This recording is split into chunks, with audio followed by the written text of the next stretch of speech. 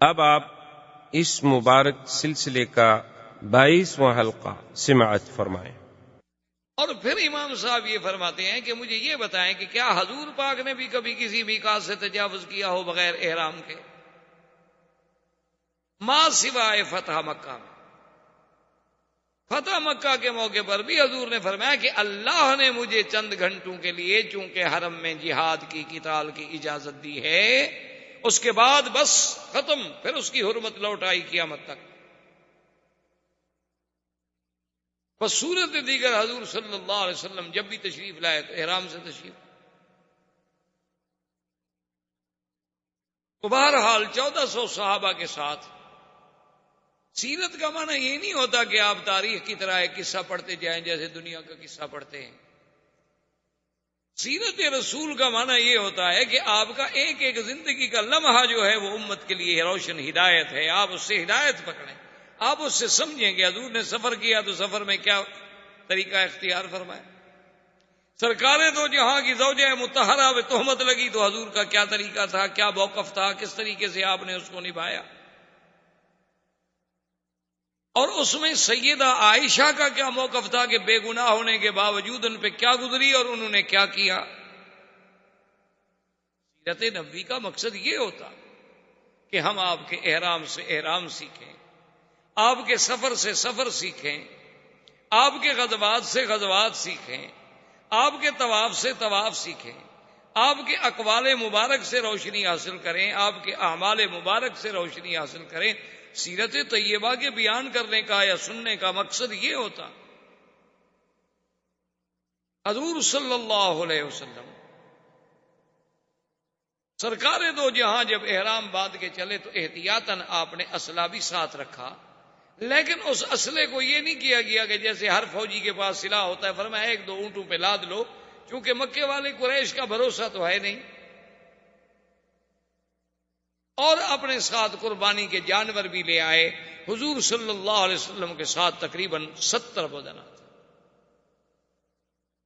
اور جب قربانی کا جانور لے آتے تھے تو اس کے لیے دو چیزیں ہوتی تھیں، ایک کو کہتے ہیں شعار اور ایک کو کہتے ہیں قلائدہ۔ قلادہ قلائد کی جمع ہے۔ کیا معنی یہ ہوتا تھا کہ یا تو مثلا اونٹ ہے، اس کی سنام ہے یا اس کا سائیڈ ہے، اس کے چمڑے کو تھوڑا سا یوں کاٹ دیتے، یوں تھوڑا سا کاٹا، یوں کاٹ لگا دی، خون نکل آیا تو اسی جگہ اس کا خون لگا دیا، یہ علامت ہو گئی کہ بھی یہ جانور قربانی کے لیے ہے، اللہ کے حرم میں ذبح ہونا ہے، اس لیے اس کو پھر کوئی دوست دشمن کوئی بھی اس جانور کو نہیں چھیڑتا تھا، یہ تو اللہ کا ہے۔ یا قلادہ کا معنی یہ ہوتا تھا کہ بھی کوئی چمڑے کا ہار وار بنا کے رسیوں کے ساتھ اس کے گلے میں ڈال دیتے، علامت ہو جاتی تھی کہ بھی یہ جانور جو ہے یہ ہدی ہے اور یہ حرم میں ذبح ہونے کے لیے جا رہا ہے۔ اگر وہ جانور گم ہو جاتا، کسی دشمن قبیلے میں بھی چلا جاتا تو اس کے ساتھ کوئی تعرض نہیں کرتا۔ حضور صلی اللہ علیہ وسلم نے حکم دیا، جانوروں کو علامات لگا دی گئیں کہ بھئی یہ جانور جو ہیں ہدی کے ہیں، قربانی کے ہیں، اور ذبح ہونے حرم میں۔ حضور صلی اللہ علیہ وسلم نے سفر اپنا جاری رکھا۔ جو حضور صلی اللہ علیہ وسلم مکے کے قریب آتے گئے، کیونکہ اس سے پہلے آپ سیرت نبوی میں پڑھ چکے ہیں کہ جن لوگوں نے احزاب میں حضور کی مخالفت کی تھی، حضور نے ان کی تعذیب کے لیے بڑے بڑے آپ نے بھیجے تھے غزوہ سرایا، بنو سلیم کے خلاف، بنو فزارہ کے خلاف، بنو ثقیف کے خلاف، ان سب کے خلاف جو ہے آپ نے بھیجا کہ ان کو تعذیب کی جائے کہ ان لوگوں نے کیوں دھوکہ کیا ہمارے ساتھ۔ تو اب قریش کو پتا چلا کہ 1400 کا لشکر آ رہا ہے، انہوں نے کہا کہ حضور صلی اللہ علیہ وسلم اس کا مطلب ہے کہ پھر لڑائی کے لیے آ رہے۔ اب قریش بھی تیار ہو، انہوں نے کہا کہ بھی اگر یہ لڑائی ہے، 1400 آدمی لے کر تشریف لا رہے ہیں، تو صاف بات ہے کہ آپ کا مقصد جو ہے ہمارے ساتھ پھر جہاد ہے، اور تیار ہو جائیں۔ انہوں نے بھی اپنا لشکر جو تھا، اپنے جوان جو تھے تیار کر لیے، اور حرم مکہ کی حد سے نکل کر جو معروف تر راستے ہیں مدینہ منورہ کے، جیسے تنعیم سے آپ جاتے ہیں، جموم سے، عثفان سے، یہ معروف راستے پرانے دور کے یہی ہیں، تو حد حرم سے باہر آ گئے، چونکہ حرم میں تو قتال ہو نہیں سکتا۔ یہی وجہ ہے، ورنہ جب ہم طالب العلم کی حیثیت میں پڑھتے ہیں تو بڑی عجیب سی بات لگتی تھی کہ مدینہ منورہ کا راستہ تو یہ ہے اور حضور صلی اللہ علیہ وسلم چلے گئے شمیسی حدیبیہ جدے کے راستے میں، تو اتنی دور کا سفر اختیار کرنے کی ضرورت کیوں پیش آئی؟ حضور تو یوں آ رہے تھے نا مدینہ منورہ سے، تو آپ مسجد تنعیم آتے، نیچے جانے کی کیا ضرورت تھی؟ سفر لمبا ہو گیا۔ اس کی وجہ یہ تھی کہ چونکہ اس راستے پر تو قریش نے اپنی فوج کھڑی کر دی مقابلے کے لیے، حضور پاک نے اپنے صحابہ سے فرمایا کہ کوئی ایسا آدمی ہے جو ایسا راستہ جانتا ہو، کیونکہ ہم لڑنے کے لیے تو آئے نہیں، ہم تو عمرہ کرنا چاہتے ہیں، کہ قریش کو بھی پتہ نہ چلے اور ہم کسی طرح حرم میں داخل ہو جائیں۔ ایک صحابی نے کہا کہ حضور مجھے راستے کا علم ہے، راستہ تو مشکل ہے لیکن قریش کو پتہ نہیں لگے گا۔ حضور صلی اللہ علیہ وسلم نے فرمایا کہ دلونی، مجھے بتاؤ وہ راستہ۔ صحابہ کہتے ہیں طریق وعر شدید، بہت مشکل راستہ تھا، کیونکہ پھر وہ نیچے اتر گئے اور وہ راستے استعمال تو ہوتے نہیں تھے، استعمال ہونے والے راستوں میں تو کچھ نہ کچھ سڑکیں چھوٹی موٹی سی بن جاتی ہیں نا، لیکن جس راستے کو کبھی کوئی استعمال نہ کرے، پتھر ہے، پہاڑ ہے، تو نیچے اتر کر حضور صلی اللہ علیہ وسلم کا مقصد یہ تھا کہ ہم حدیبیہ کی جانب سے حرم میں داخل ہو کہ مکے والے یہاں انتظار کرتے رہے، ہم ان کے بالکل پیچھے سے حرم میں۔ حضور صلی اللہ علیہ وسلم جب آپ تشریف لے آئے مقام حدیبیہ پر، جو جدہ اور مکہ کے درمیان ہے، جسے آج کل شمیسی کہتے ہیں، جہاں انہوں نے چوکی لگائی ہوئی ہے کہ کوئی غیر مسلم جو ہے اب اندر داخل نہیں ہو سکتا، چونکہ آگے علامات حرم،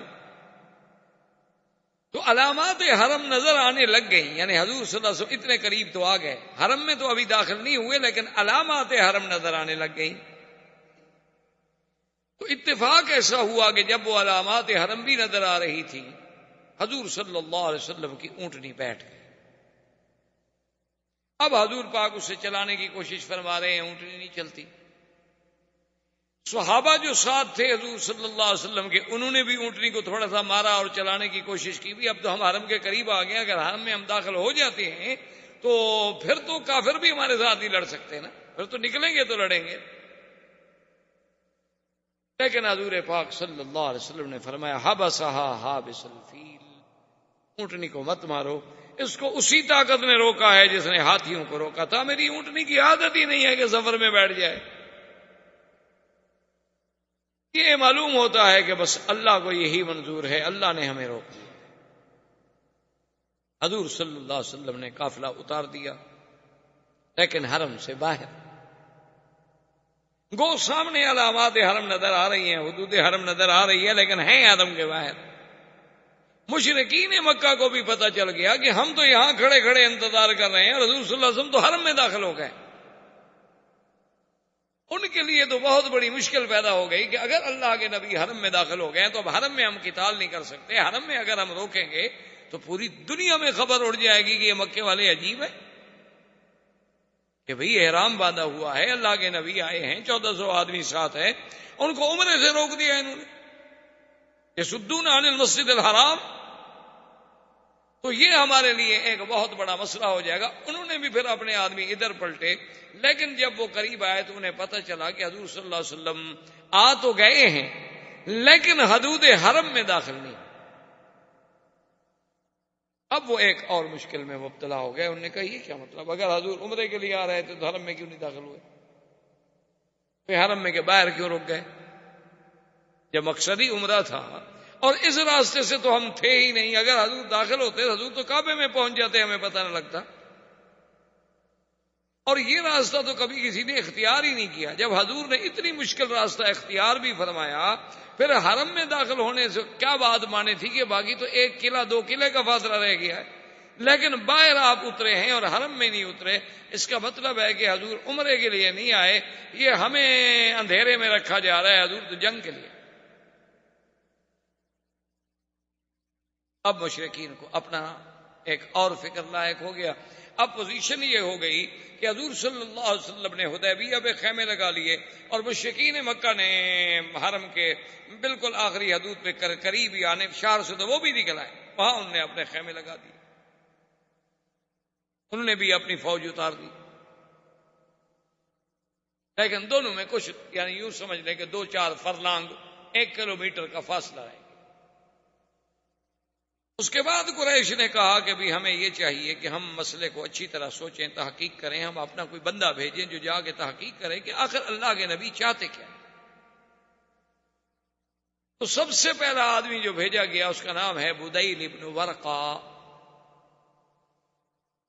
یہ اس وقت اسلام نہیں لے آئے، لیکن بعد میں اللہ نے ان کو بھی اسلام کی دولت سے نوازا۔ بدیل ابن ورقہ آئے، آ کے کیمپ میں آ گئے، حضور صلی اللہ علیہ وسلم کی خدمت میں آئے، سلام کیا، آ کے ملے اور پوچھا بماذا قدمتم یا محمد صلی اللہ علیہ وسلم، وقال نريد العمرہ، ہم تو عمرے کے لیے آئے اور تمہارا کوئی مقصد۔ انہوں نے کہا حضور آپ عمرے کے لیے آئے ہیں، لیکن ہمیں پتہ چلا ہے کہ 1-2 اونٹوں پر آپ کے ساتھ مکمل ہتھیار بھی موجود ہیں۔ تو آپ نے فرمایا بدیل انی اخاف الغدر من قریش، مجھے قریش پر اطمینان تو نہیں ہے، جو لوگ مکے سے نکل کر مدینے پہ چڑھائی کر سکتے ہیں، جو لوگ احد میں آگے جنگ لڑ سکتے ہیں، جو ابھی غزوہ احزاب میں اتنی فوجیں لے کر چڑھائی کر کے ہمارے خلاف آ گئے، ہم جب ان کے اپنے حدود میں آ رہے ہیں تو کسی وقت بھی وہ غدر کر سکتے ہیں۔ تو ایسا تو نہ ہو نا کہ بالکل آدمی خالی ہاتھ ہو کے دشمن پکڑ کے چھری سے ذبح کرتا رہے اس کو، چلو کم از کم پھر آدمی اپنا دفاع تو کرے گا۔ بدیل ابن ورقہ واپس آ گئے، انہوں نے پوچھا کہ ہاں بھائی تمہاری کیا رائے؟ اس نے کہا مجھے کوئی بات سمجھ نہیں ہے، ویسے تو فرماتے ہیں عمرے کے لیے آئے ہیں، لیکن کہتے ہیں ہتھیار بھی ہیں ہمارے ساتھ۔ اب اللہ کے نبی کوئی بات غلط تو کہہ نہیں سکتے، جو چیز ساتھ ہے ساتھ ہے۔ انہوں نے کہا اچھا نتأکدوا بطریقۃ اخری، ہم ایک اور آدمی کے ذریعے پتہ کرتے ہیں۔ تو انہوں نے حلیس بن علقمہ، یہ احابیش میں سے تھا۔ احابیش جو ہیں یوں سمجھ لیں یہ ذنوج تھے، حبش کے لوگ تھے، بعد میں یہ عرب میں آ گئے تو پھر عربی بھی زبان بھی عرب پوری ہو گئی اور لباس بھی عربی ہو گیا، اشعار بھی عربی ہو گئے، اٹھنا بیٹھنا بھی ہو گیا، لیکن یہ بڑا جنگجو قبیلے تھے، بڑے سخت قبیلے تھے حبش کے، ان کو احابیش کہا جاتا تھا۔ یہ حلیس بن علقمہ جو ہے یہ احابیش کا سردار تھا۔ انہوں نے کہا بھی تم جاؤ پتہ کرو یار، تحقیق کرو حضور صلی اللہ علیہ وسلم چاہتے کیا، مقصد کیا۔ حلیس جب آیا حضور پاک نے دور سے دیکھا، صحابہ نے کہا حضور وہ حلیس جو ہے نا احابیش کا سردار وہ آ رہا ہے۔ آپ نے فرمایا یہ لوگ جو ہے نا یہ حرم کے ہدی کی، قربانی کے جانوروں کی بڑی احترام کرتے ہیں، بڑی تعظیم کرتے ہیں، تو تم لوگ سب جو قربانی کے جانور لائے ہو نا ادھر سامنے کھڑے کر دو، اس کو نظر آئیں کہ بھئی ہم تو عمرے کے لیے آئے۔ وہ آئے ملے، حضور لما قدمتم، کیوں تشریف لائے؟ فرمایا عمرہ، ما اردنا الا العمرہ۔ اور آپ نے فرمایا کہ تمہیں یہ سارے ہدی کے جانور اور یہ چیزیں نظر نہیں آ رہی؟ اس نے کہا ہاں جی میں دیکھ تو رہا۔ وہ واپس آئے، واپس آنے کے بعد اس سے پوچھا کفار قریش نے کہ ہاں بتلاؤ بھائی تمہارا دل دماغ کیا کہتا ہے؟ اس نے کہا بھی بات یہ ہے کہ بھائی وہ عمرہ ہی چاہتے ہیں، میری تحقیق یہ ہے کہ اللہ کے نبی جنگ کے لیے نہیں آئے، لڑائی کے لیے نہیں آئے، احرام باندھا ہوا ہے، قربانی کے جانور ساتھ ہیں، شعار ہے، ان کے گلوں میں قلائد ہیں، یہ اس طرح لڑنے کے لیے آدمی آتا ہے؟ انہوں نے کہا کہ نہیں نہیں تمہیں کیا پتا، تم تو ایسے بس سرسری اندازے لگا کے آ گیا۔ اس نے کہا سنو مکے والو، میری تحقیق میں اللہ کے نبی عمرے کے لیے آئے ہیں، واللہ لو منعتم لأنفرن علیکم الاحابیش، مجھے خدا کی قسم ہے اگر تم نے محمد مدنی کا راستہ روکا تو میرا قبیلہ جو ہے لڑے گا تمہارے ساتھ۔ یہ کیا ہوا ہے بھائی؟ میں کہہ رہا ہوں کہ تو جھوٹ بولتے ہو، سرسری دیکھ کے مجھے کیوں بھیجا تھا تم نے؟ انہوں نے کہا اچھا بھی ٹھنڈے ہو جاؤ یار، ناراض تو نہ ہو، ہم تو اپنی ایک بات کر رہے ہیں نا، ذرا تسلی ہو جائے، پکی بات ہو جائے، ہم اسی لیے تو تحقیق کر رہے ہیں۔ دیکھو ہم لڑنا چاہتے تو ہم بھی تو جا کے لڑ پڑتے نا، تم اتنا ناراض کیوں؟ اس نے کہا ناراضگی کی کیا بات ہے، میں اپنے آنکھوں سے ایک چیز دیکھ کے آیا ہوں اور تم مجھے کہتے ہو کہ نہیں۔ انہوں نے کہا ٹھہرو، ناراض نہ ہوں، ہم کننا نتأکد مرۃ اخری، ہم چاہتے ہیں کہ ہم پھر بھی کوئی فیصلہ کریں، سوچ سمجھ کر پوری تحقیق ہو جائے کہ واقعی اللہ کے نبی کیا چاہتے۔ اس کے بعد انہوں نے عروۃ ابن مسعود الثقفی، یہ بہت بڑا سردار تھا، بہت بڑا آدمی تھا، بنو ثقیف کا سردار تھا، اور بنو ثقیف جو ہے یہ طائف کا بہت بڑا جنگجو قبیلہ تھا۔ اور یہ عروۃ ابن مسعود الثقفی ان لوگوں میں ہے جس کے بارے میں کافر کہتے تھے کہ اللہ نے اگر قرآن اتارنا تھا تو عروہ پہ کیوں نہیں اتارا، اللہ نے قرآن اتارنا تھا تو ولید بن المغیرہ پہ کیوں نہیں اتارا، جو بڑے لوگ ہیں، جن کے قبائل ہیں، جن کے پاس طاقت ہے، دولت ہے، محمد رسول اللہ صلی اللہ علیہ وسلم پہ کیوں اتارا؟ آپ تو یتیم ہیں، آپ تو غریب ہیں۔ اس کو قرآن نے کہا کہ لولا نزل هذا القرآن على رجل من القريتين عظیم، تو یعنی یہ وہ بڑا آدمی ہے کہ ان دو میں سے یہ ایک تھا۔ اس کے پاس گئے قریش، انہوں نے کہا کہ تم مہربانی کرو، تم سردار ہو، تمہارا ایک مقام ہے، تم وہاں جانے کے بعد فیصلہ کرو کہ اللہ کے نبی کیا چاہتے ہیں۔ اس نے کہا دیکھو قریشیو، بات سنو، تمہارا دماغ ہے، جس کو بھیجتے ہو واپس آتا ہے، اس کو کہتے ہو تم جھوٹ بولتے ہو۔ بھائی جس کو بھیجتے ہو اس کی ایک رائے ہے، اگر اس کی رائے کا کوئی احترام نہیں تو اس کو بھیجتے کیوں؟ یہ بات یاد رکھ لو، اگر تم مجھے بھیج رہے ہو تو پھر میں جو فیصلہ کروں گا، میری جو رائے ہوگی وہ حتمی ہوگی اور تمہیں ماننی پڑے گی، ورنہ کسی اور کو بھیج دو۔ انہوں نے کہا کہ نہیں، آپ جو بھی کہیں گے ہم مانیں۔ عروۃ ابن مسعود الثقفی جب آئے، حضور صلی اللہ علیہ وسلم کو بھی پل پل کی خبر مل رہی تھی، کیونکہ آمنے سامنے تو ایک دوسرے کے چل رہے تھے اور ایک دوسرے کو پہچانتے تھے، سب آخر مہاجرین موجود تھے مکے میں رہنے والے۔ انہوں نے کہا حضور عروہ آ رہے ہیں، لیکن لابس السلاح، ہتھیار پہنے۔ اگر ایک آدمی قاصد بن کے آ رہا ہے تو اس کو ہتھیار اٹھانے کی کیا ضرورت ہے؟ حضور نے فرمایا اچھا کوئی بات نہیں، لیکن احتیاط اسی میں ہے کہ ایک محافظ میرے لیے بھی کھڑا کر دو جو ہتھیاروں سے مسلح ہو۔ تو مغیرۃ بن شعبہ ثقفی، یہ بھی ثقفی، اور خدا کی شان دیکھیں یہ عروہ کے بھائی کے بیٹے تھے، یہ مسلمان تھے۔ اب وہ احرام میں ہیں بیچارے، لیکن پھر بھی اللہ کے رسول نے جب حکم دے دیا تو ہتھیار لگائے اور اپنے چہرے کو چھپا کے تلوار لے کر حضور کے پیچھے کھڑے۔ عروۃ ابن مسعود الثقفی چونکہ بڑا سردار تھا اور بڑا آدمی تھا، اس نے کہا کہ اب یہ تو ظاہر ہے کہ بھئی ان کے پاس جانور بھی موجود ہیں، ہتھیار بھی موجود ہیں، فیصلہ تو ہو نہیں سکتا، ہم ان کی بات تو مانتے نہیں۔ اب اس کا حل یہ ہے کہ میں ان کے ساتھ بیٹھ کے کوئی ایسی بات کرتا ہوں جو چڑانے والی بات ہو، لڑانے والی بات۔ اگر تو ان کا خون کھولتا ہے، جوش میں آتے ہیں، تو پھر یہ لڑنے آئے، اور اگر میری اس غصے والی بات کے باوجود بھی وہ صبر کرتے ہیں، حوصلہ کرتے ہیں اور تحمل سے جواب دیتے ہیں، تو صاف بات ہے کہ وہ عبادت کے لیے آئے ہیں، لڑائی ان کا مقصد ہے۔ وہ آیا حضور سے ملا اور کہا کہ کیسے ہے؟ حضور نے فرمایا عمرے کے لیے۔ اس نے کہا حضور عمرے کے لیے جو آتا ہے تو پھر ہتھیار لے کے تو نہیں آتا، اور آپ کا کیا خیال ہے؟ آپ نے قریش کو کیا سمجھا ہے کہ آپ اس کے گھر میں آ رہے ہیں، ان کے وطن میں آ رہے ہیں، ان کے علاقے میں آ رہے ہیں، یہ جو 1400 آدمی آپ کے ساتھ ہیں یہ آپ کے کام آئیں گے؟ یہ تو بھاگ جائیں گے سارے، ان میں تو ایک بھی نہیں رکے گا۔ جب یہ کہا تو حضرت ابو بکر جیسا ٹھنڈے آدمی کو بھی غصہ آ گیا، آپ نے گالیاں دی اس کو، فصبہ سبا شدیدا، حضرت ابو بکر جیسا آدمی جس نے کبھی کسی کو گالی نہیں دی، غصے میں آ گئے اور گالی دی، کہا کہ ہم حضرت اللہ کے نبی کو چھوڑ جائیں گے؟ کیا کہہ رہے ہو مشرک؟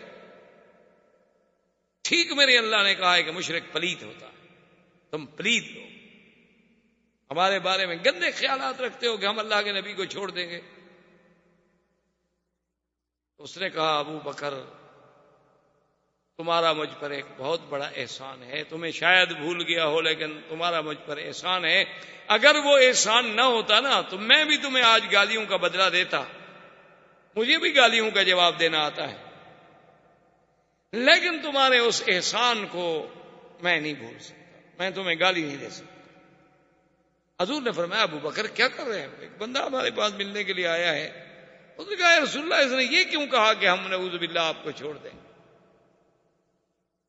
اور اس کے بعد عروۃ بن مسعود نے یہ کیا.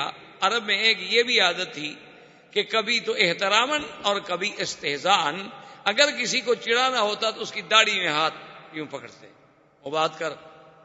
ہمارے ملکوں میں بھی رواج ہے، ادب کریں تو کہتے ہیں یار مہربانی کرو یار معاف کر دو. اور کسی کو اگر چھیڑنا ہو تو پکڑ دیں، یار کیا ہے کیا تم. تو اس نے حضور کی داڑھی کی طرف ہاتھ بڑھایا تو مغیرہ جو دیکھ رہے تھے ضربہ بالسیف،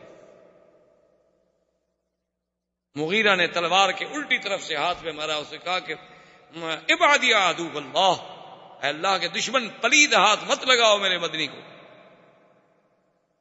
اگر تم نے دوبارہ ہاتھ بڑھایا واللہ خدا کی قسم ہے پھر یہ ہاتھ تمہارے ساتھ دوبارہ نہیں اٹھے گا، زمین پہ کٹا ہو. میں دیکھا من ھذا الفظ الغلیظ، یہ کون ہے؟ سخت درشت غلیظ سخت گندی بات کہنے والا ہے کون؟ میں نہیں پتا میں کون ہوں، کس کے ساتھ بات کر رہے ہو؟ حضور نے فرمایا عروہ اما عرفتہ، پہچانا نہیں اس کو تم؟ حضور میں نہیں پہچانا. کون ہے یہ تو بڑا کوئی بد اخلاق آدمی ہے. میں تو ویسے ہی آپ کی داڑھی کو ہاتھ لگا رہا تھا، میرا کوئی توہین کا مقصد نہیں تھا، اس نے مجھے خام خواہ تلوار مار دی. حضور نے فرمایا ہوا ابن اخیک، یہ تمہارے بھائی کا بیٹا ہے مغیرہ ہے. کہنے لگا او مغیرہ تم ہو؟ اس نے کہا کہنے لگا اچھا وہ میرا احسان بھول گئے، ابھی کل ہی تو میں نے تمہاری جان بچائی ہے، وہ بھی بھول گئے تم، اور آج اپنے چاچے کے ہاتھ میں تلوار مار رہے ہو، میرے احسانات کو بھی تم نے بھلا دیا. اصل میں مغیرہ جو تھا یہ اسلام لانے سے پہلے یہ اپنے بنی مالک کے 12-13 آدمیوں کے ساتھ مصر گئے. مصر میں جو مقوقس تھا اس کو جا کے ملے، جو پادری عیسائیوں کا بڑا تھا اس کے پاس گئے ملے. لیکن سب جو تھے اس کو تو بڑے احترام سے ملے، لیکن یہ مغیرہ تو اجڑ آدمی تھا نا، اس نے کوئی اس کی قدر ودر نہ کی، بس ایسے دور سے کھڑا ہو گیا. خیر اس کے بعد 1-2 دن رہے، جب روانہ ہوئے تو اس نے بڑے بڑے ہدایا دیے سب کو، لیکن مغیرہ کو کوئی ہدیہ نہیں دیا، کیونکہ اس نے کہا بد اخلاق آدمی ہے، اس کو کیا ہدیہ دینا ہے بھائی. اب جب یہ واپس آ گئے تو مغیرہ کہے عجیب بات ہے کہ جب سب واپس جائیں گے تو کہیں گے بنی مالک والوں کو تو مقوقس نے ہدیہ دیا اور مغیرہ کو کچھ نہیں دیا، تو اس سے تو میری قبیلے میں بڑی بدنامی ہوگی. یہ عجیب بات ہے کہ سارے لوگ تو مصر سے ہدایا لے کے جائیں اور میں مصر سے خالی جاؤں. یہ رات کو سو رہے تھے، تلوار اٹھائی، 13 کے 13 قتل کر دی اور سب کا سامان لے کے بھاگ گیا. 13 آدمی مار دیے بنی مالک. اور وہ ہدیہ تو ہدیہ، ان کے جو اور سامان تھے تجارت کے جو انہوں نے خریدا ہوا تھا، سارا سامان بھی اکٹھا کر کے لے گیا، ان کے اونٹ بھی بھگا گیا. لیکن جب اپنے قبیلے میں پہنچا، بنی مالک کو پتہ لگ چکا تھا، بنی مالک نے اپنے قبیلے کو تیار کر لیا، ادھر سے بنو ثقیف نے اپنے قبیلے کو تیار کر لیا، اور نتیجہ یہ نکلا کہ دونوں قبیلے لڑائی پہ تھے. انہوں نے کہا ہمارے 13 آدمی مار دیے ہیں، کوئی بات ہے؟ اور یہ بھاگ گیا، یہ تو چھپ گیا. لیکن دونوں قبیلے آمنے سامنے ہو گئے. تو جب دونوں قبیلے آمنے سامنے ہو گئے تو ایک بہت بزرگ تھے، پرانے ان کے سردار تھے، وہ آئے، انہوں نے کہا کہ عروہ لا تفنی قومک ولا تفنی بنی مالک، اپنی قوم کو بھی فنا نہ کر، بنی مالک کو بھی فنا نہ کرو. اگر تمہاری جنگ چھڑ گئی نا تو دونوں قبیلے برباد ہو جائیں، کیونکہ دونوں مضبوط قبیلے، دونوں ایک دوسرے کو بخشنے والے نہیں، اور تمہارے سینکڑوں بندے، یہ نہیں کہ ابھی لڑائی ہوتی رہے گی. کہا میں کیا کروں؟ کہا تمہارے بھائی کے بیٹے کی زیادتی ہے، تم سردار ہو، بنی مالک کا کیا قصور ہے؟ بھی ان کے 13 آدمی مارے گئے ہیں، سیدھی بات ہے میں ان کو راضی کرتا ہوں، لیکن تم دیت ادا کرو. اس نے جا کے بات کی بنی مالک والوں سے، انہوں نے کہا کہ چلو عروہ سردار ہے اور وہ قصور بھی اپنا مانتا ہے اور دیت بھی دیتا ہے، تو چلو ہم معاف کرتے ہیں، ہم خون بہا لے لیں گے، لیکن قتل کا بدلہ قتل سے نہیں لیں گے. تو 13 آدمیوں کا دیت جو تھی یہ عروہ نے ادا کی. اس نے کہا کل میں نے تمہیں چھڑایا اور آج تم مجھے تلوار مار رہے ہو. اچھا، یہ سارا سامان اونٹ وونٹ لے کے یہ بھاگ کے سیدھا مدینے شریف چلا، حضور کی خدمت میں پہنچ گیا، کہنے لگا حضور میں مسلمان ہوتا ہوں، اور سارا واقعہ سنایا۔ آپ نے فرمایا اما الاسلام فنقبل، تمہارا اسلام تو ہم قبول کرتے ہیں، اما المال فلا، یہ جو مال تم نے لیا ہوا ہے یہ تو غداری کا ہے، چوری کا ہے، یہ نہیں ہم قبول کرتے، یہ واپس کرو بنی مالک جن کا ہے۔ اس نے کہا حضور اگر اسلام کا حکم ہے تھی، ورنہ اسی مال کے لیے تو میں نے 13 بندے مارے، لیکن اب آپ کہتے ہیں کہ اسلام اجازت نہیں دیتا، حقوق العباد ہے تو میں واپس کرتا ہوں، تو بہرحال وہ مال واپس کر دیا گیا، لیکن یہ پکا مسلمان ہو گیا۔ تو عروہ نے اس کو وہ بات یاد دلائی۔ اس نے کہا عروہ دیکھو بات سنو، احسان اپنی جگہ ہے، لیکن ھذا رسول اللہ، یہ اللہ کا رسول ہے، اس کی توہین ہم نہیں کرتے۔ اس نے کہا اچھا ٹھیک۔ اتنی دیر میں نماز کا وقت آ گیا، حضور صلی اللہ علیہ وسلم اٹھے وضو کرنے کے لیے، عروہ بیٹھا ہوا ہے دیکھ رہا ہے صحابہ وضو کر رہے ہیں، حضور نے وضو کیا، جو پانی ہاتھ سے گرے صحابہ اٹھا کے منہ پہ مل رہے ہیں، اگر آپ کا پاؤں دھلا پانی گرا صحابہ منہ پہ مل رہے ہیں، جو برتن میں پانی بچ گیا اس کو صحابہ لے کے منہ پہ مل رہے ہیں۔ تو عروہ دیکھ رہا ہے، حیران ہو رہا ہے کہ یہ کیا ہے، واپس چلا گیا عروہ۔ عروہ جب واپس گیا تو سردار جمع ہو گئے قریش کے، انہوں نے کہا کہ ہاں ماذا وراک، سناؤ بھائی تمہاری کیا تحقیق ہے۔ اس نے کہا دیکھو بات سنو، اگر سچی بات پوچھتے ہو نا تو میری رائے یہ ہے کہ واللہ میں نے کسریٰ و قیصر کے درباروں کو بھی دیکھا ہے، میں نے فارس و روم کے بادشاہوں کے درباروں کو بھی دیکھا ہے، لیکن محمد مدنی کا دربار جیسا دربار میں نے نہیں دیکھا، اور ان کے وفاداروں جیسے وفادار میں نے نہیں دیکھے، جانثاروں جیسے جانثار میں نے نہیں دیکھے۔ خدا کی قسم ہے اگر تم نے لڑائی لڑی 1400 صحابہ کٹ جائیں گے تو پھر تم محمد مدنی پہ حملہ کرو گے، کیوں لڑتے ہو؟ سیدھی بات یہ ہے، میری رائے یہ ہے کہ سنو کوئی فیصلہ کرو۔ انہوں نے کہا ٹھیک، سوچتے آخر کی معمولی بات تو نہیں، ہمارے لیے تو بڑا مسئلہ ہے نا کہ بغیر اجازت کے بغیر اس کے حضور آئے عمرہ کر کے چلے جائیں، تو ہم تو مر گئے کہ ہمارے گھر میں ہم نہ روک سکے۔ بہرحال تمہاری رائے ہے، ہم اس پہ غور کرتے ہیں۔ تو انہوں نے اپنا غور کرنا شروع کیا۔ اتفاق کی بات یہ ہے کہ حضور صلی اللہ علیہ وسلم جس جگہ پہ موجود تھے پانی نہیں۔ صحابہ نے آ کے عرض کیا کہ یا رسول اللہ صلی اللہ علیہ وسلم ہمارے پاس پانی نہیں ہے، اور اب یہ پانی اتنا بچا ہے جو صرف آپ کے برتن میں ہے۔ آپ نے فرمایا ابھی کو کنواں تلاش کرو، نے فرمایا لیس فیہا ابیار الا بیر، یہاں اور کوئی کنویں نہیں ہے، ایک کنواں ہے جو ہم نے تلاش کیا ہے لیکن وہ خشک پڑا ہے، اس میں کچھ نہیں۔ آپ نے فرمایا دلو نہیں، چلو لے جاؤ مجھے اس کنویں پہ۔ حضور اس کنویں پہ تشریف لے آئے، اور جو اپنا پانی بچا ہوا تھا اس پانی میں آپ نے پڑا، اور اس پانی میں آپ نے اپنا لعاب دہن ڈالا، اور صحابی سے کہا بھی تم اتر جاؤ، اور رسی پکڑ کے اتر گیا۔ فرمایا کہ اپنے تیر کے ساتھ اس کے درمیان میں تھوڑی سی کھدائی کرو۔ اس نے تیر کے ساتھ لکڑی کے ساتھ کھدائی، جب کھدائی کر لی تو انہوں نے فرمایا یہ پانی اسی جگہ ڈال دو۔ صحابہ کہتے ہیں بس وہ پانی ڈالنے کی دیر تھی کہ امتلا البیر، تو کنویں کا چشمہ ابل پڑا۔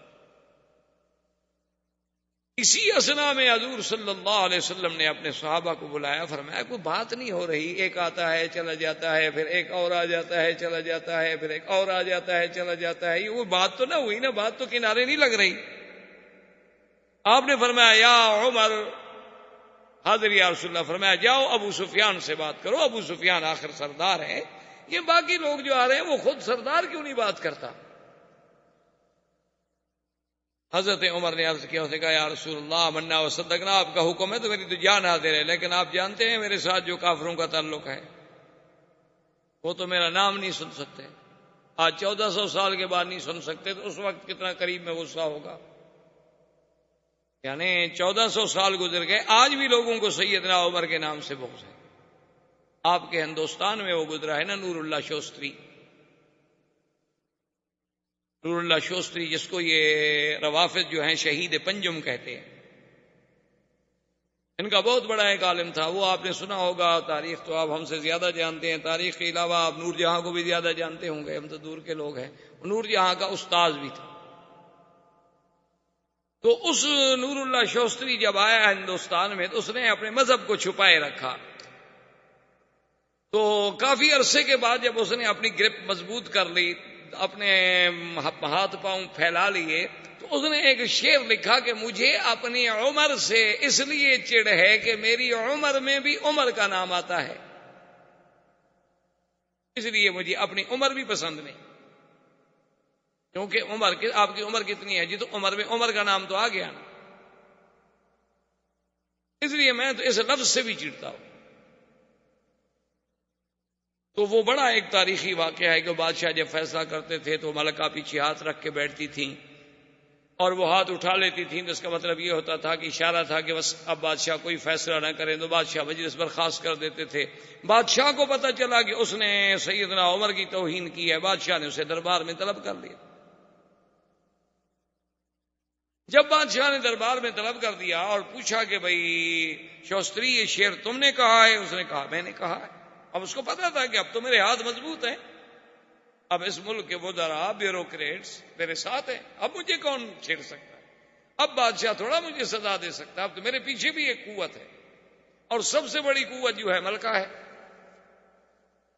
وہ میری شاگرد ہے، اور اس کے حکم کے بغیر بادشاہ کو فیصلہ کر ہی نہیں سکتا۔ تو انہوں نے کہا ہاں جی میں نے شعر لکھا۔ بادشاہ نے کہا سوچ لو، میں تمہیں 10 منٹ دیتا ہوں، سوچ لو۔ انہوں نے کہا جی 10 منٹ سوچنا ہو یا 10 سال سوچنا ہو، میں نے شعر لکھا ہے اور میں عمر سے بغض رکھتا ہوں۔ اب ملکہ نے پیچھے سے ہاتھ اٹھا لیا، لیکن بادشاہ بیٹھا ہوا ہے، مجلس برخاست نہیں کر رہا۔ تو بادشاہ نے پھر کہا کہ سوچ لو۔ اس نے کہا جی میں نے سوچ لیا ہے۔ تو ملکہ نے پیچھے سے بادشاہ کے جبے کو پکڑ کے کھینچا کہ بھئی کوئی فیصلہ نہ کر بیٹھے بادشاہ جلدی میں، تاکہ تو بادشاہ نے غصے میں آ کے اپنی ملکہ کو ہاتھ مارا کہ جان من جان دادن ایمان نہ دادن، کہ تم ناراض ہو جاؤ گی زیادہ سے زیادہ میں مر جاؤں گا نا، میں جان دے سکتا ہوں ایمان نہیں دے سکتا، میں سزائے موت دے دو جو حضرت عمر کی توہین کرتا ہے۔ میں کہا کیا ہے؟ زیادہ سے زیادہ یہ ہو جائے گا نا کہ میں مر جاؤں گا تمہارے بغیر، تو میں جان دے سکتا ہوں ایمان نہیں دے سکتا۔ نبی کا صحابی ہو، خلیفہ راشد ہو، اور کوئی اسے گالی دے میرے ملک میں، یہ کیسے ہو سکتا؟ تو بہرحال کہنے کا مقصد یہ تھا کہ حضرت عمر رضی اللہ تعالیٰ عنہ نے عرض کیا، انہوں نے کہا یا رسول اللہ اگر آپ مجھے بھیجیں گے نا تو جو تھوڑی بہت امید ہے نا صلح کی یہ بھی گئی، مجھے تو دیکھ کے ان کو آگ لگ جائے گی حضور، ان کو پتہ نہیں میں نے بدر میں کیا کہا تھا اڑاؤ گردنیں ان کی، وہ ابھی موجود نہیں ہے وہاں۔ حضور نے فرمایا عمر پھر رائے، تو اس نے کہا حضور ایک بندہ ہے اس سے بات بن سکتی ہے، حضرت عثمان کو بھیجے۔ حضرت عثمان سخی آدمی ہے اور رحم دل آدمی ہے، اس کا کوئی مکے میں گھر نہیں جس پہ احسان نہ ہو، اور پھر آج کل سردار ابو سفیان ہے، ابو سفیان بنی امیہ سے ہے اور حضرت عثمان بھی بنی امیہ سے ہیں، ان کی بات میں وزن ہو سکتا ہے اور وہ کسی کی بات نہیں سنیں گے۔ حضور صلی اللہ علیہ وسلم نے فرمایا ٹھیک ہے عثمان جاؤ۔ اس نے کہا حاضر۔ حضرت عثمان تیار ہو گئے جانے کے لیے۔ حضرت عثمان رضی اللہ تعالی عنہ جب تشریف لے گئے، ابو سفیان نے استقبال کیا، ملا، بٹھایا، اس نے کہا کہ دیکھو عثمان تمہارے ہم پر احسان ہے، پھر تم ہمارے قبیلے کے آدمی ہو، کون گھر ہے مکے کا جس پہ عثمان تیرا ہاتھ نہیں، لیکن تمہارے لیے تو کعبہ ہے کھلا ہوا، تم جب چاہو عمرہ کرو، لیکن اللہ کے نبی کو ہم نہیں کرتے، یہ ہمارے لیے موت ہے۔ اس نے کہا کہ پھر جب نبی کو نہیں کرنے دیتے ہو میں بھی نہیں کرتا، میں کیسے عمرہ کروں، میرا آقا وہاں بیٹھے رہے اور میں عمرہ کر لوں۔ اس نے کہا اچھا ایسا کرو تم ایک دن مکے میں ٹھہرو، ہم پھر مشورہ کرتے ہیں، میٹنگ کرتے ہیں، چونکہ ہمارے جوان بھی تو جوش میں آئے ہوئے ہیں نا کہ بھئی اللہ کے نبی آئیں عمرہ کر کے چلے جائیں اور ہم کچھ نہ کر سکیں، یا تو ہمیں پہلے اذن بھیجتے، اطلاع بھیجتے، ہم عمرے کے لیے آنا چاہتے ہیں، ہم کہہ دیتے آ جاؤ، ہمیں سوچنے۔ اور حضور کو یہ خبر دے دی گئی کہ قد قتل عثمان، حضرت عثمان شہید۔ حضور نے فرمایا بایعونی علی اللہ تفروا، صحابہ جلدی کرو میرے ہاتھ پہ بیعت کرو کہ اب کوئی میدان سے نہیں نکلے، اب میدان چھوڑ کے پیچھے نہیں جائیں گے، اب ہم عثمان کا بدلہ لیں گے، بس جو اللہ کو منظور ہے ہو۔ تو درخت کے نیچے حضور بیٹھے ہیں اور صحابہ آ کے بیعت کر رہے ہیں۔ یہ وہی منظر ہے جس کو قرآن کہتا ہے ید اللہ فوق ایدیہم، کہ محمد مصطفیٰ جب آپ بیعت کر رہے تھے ایک صحابی کا ہاتھ ہے اور ایک آپ کا ہاتھ ہے اور اس پر اللہ کا، یہ وہ منظر تھا۔ اور حضور پاک نے آخر میں فرمایا، آپ نے فرمایا میرے صحابہ میرا دل کرتا ہے کہ عثمان زندہ ہے، اور یہ عجیب منظر ہے بیعت کا، یہ وفا کا تجدید عہد وفا کا دن ہے، میں نہیں چاہتا کہ میرا عثمان پیچھے رہ جائے، تو تم گواہ ہو جاؤ، ھذہ یدی وھذا ید عثمان، یہ میرا ہاتھ ہے اور یہ میرے عثمان کا ہاتھ ہے، انا ابایع عن عثمان، میں عثمان کی طرف سے بیعت کرتا ہوں وفا کی۔ سب صحابہ اللہ اکبر کہہ کے حیران رہ گئے اور کہنے لگے واللہ ایسر النبی خیر من ایماننا، خدا کی قسم حضور کا جو بایاں ہاتھ ہے نا وہ ہم سب کے دائیں سے بھی کروڑ درجے بہتر ہے۔ عثمان تیری بڑی شان ہے کہ اللہ کے نبی نے اپنے ہاتھ کو تیرا ہاتھ بنا۔ اتنی دیر میں عثمان واپس آ گئے۔ انہوں نے کہا حضور مجھے انہوں نے قتل نہیں کیا، مجھے تو انہوں نے عمرے کی بھی اجازت دی، لیکن وہ آپ کو اجازت دینے پر تیار نہیں ہے، غور کر رہے ہیں، مجھے کوئی دیر کے لیے روک لیا تھا انہوں نے۔ اب کافروں کو بھی پتہ چلا کہ 1400 بندے نے بیعت کر لی ہے کہ مر جائیں گے لیکن پیچھے نہیں ہٹیں گے۔ ابو سفیان نے کہا دیکھو جنگ ٹھیک نہیں، آخر 1400 آدمی جو جم جائے میدان میں، چلو ہمارا 1400 نہ مار سکے 700 ہی مار دے تو اتنا بڑا نقصان ہوگا، اس لیے بہتر ہے کہ ہم کوئی حل نکالیں صلح کا۔ تو انہوں نے کہا کہ ٹھیک ہے تم سردار ہو۔ اس نے سہیل ابن عمرو کو بلایا اور حکم دیا کہ جاؤ اور حضور سے صلح۔ سہیل ابن عمرو جب آنے لگے تو حضور کو خبر ملی کہ سہیل ابن عمرو آ رہے ہیں، یہ بھی مسلمان تھے، بعد میں اللہ نے ان کو بھی اسلام نصیب کیا۔ تو حضور نے فرمایا سہل اللہ امرکم، سہیل آ رہا ہے نا، معلوم ہوتا ہے اللہ نے تمہارا کام کوئی آسان کر دیا ہے، سہل سے ہے نا۔ سہیل آ گئے، بیٹھے حضور کے ساتھ، انہوں نے کہا حضور ہم صلح کرنا چاہتے ہیں۔ حضور ٹھیک کیا صلح؟ انہوں نے کہا حضور سب سے پہلی شرط تو یہ ہے کہ اس سال آپ عمرہ نہیں کریں گے، واپس جائیں، اس کے بدلے میں اگلے سال آپ کو 3 دن کے لیے اجازت ہوگی کہ آپ پورے صحابہ کے ساتھ بھی چاہیں تو تشریف لے آئیں، عمرہ کریں، ہتھیار نہیں ہوں گے الا السیف، صرف ہر آدمی اپنے پاس ایک تلوار رکھ لے گا، چونکہ تلوار تو ایک ان کا یعنی زیور تھا نا، عرب میں تلوار کے بغیر آدمی تو سمجھا جاتا تھا کہ آدمی نامکمل ہے۔ انہوں نے کہا تلوار ہوگی لیکن وہ بھی غماد میں یعنی اپنے اپنے کیسوں میں ڈالی ہوئی ہوگی، کھلی نہیں۔ ٹھیک ہے، دوسری شرط کیا ہے؟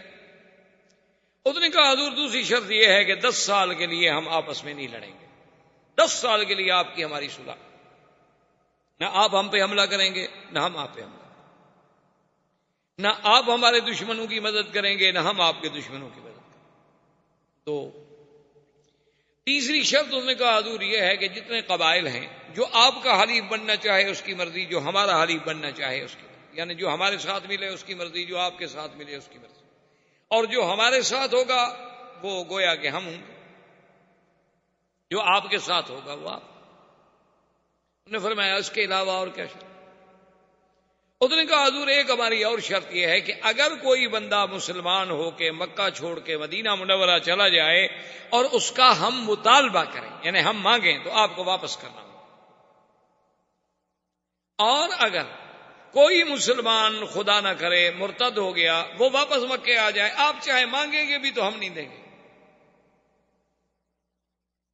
ٹھیک، ساری باتیں جب ہو گئی حضور نے فرمایا ٹھیک مجھے ساری باتیں قبول۔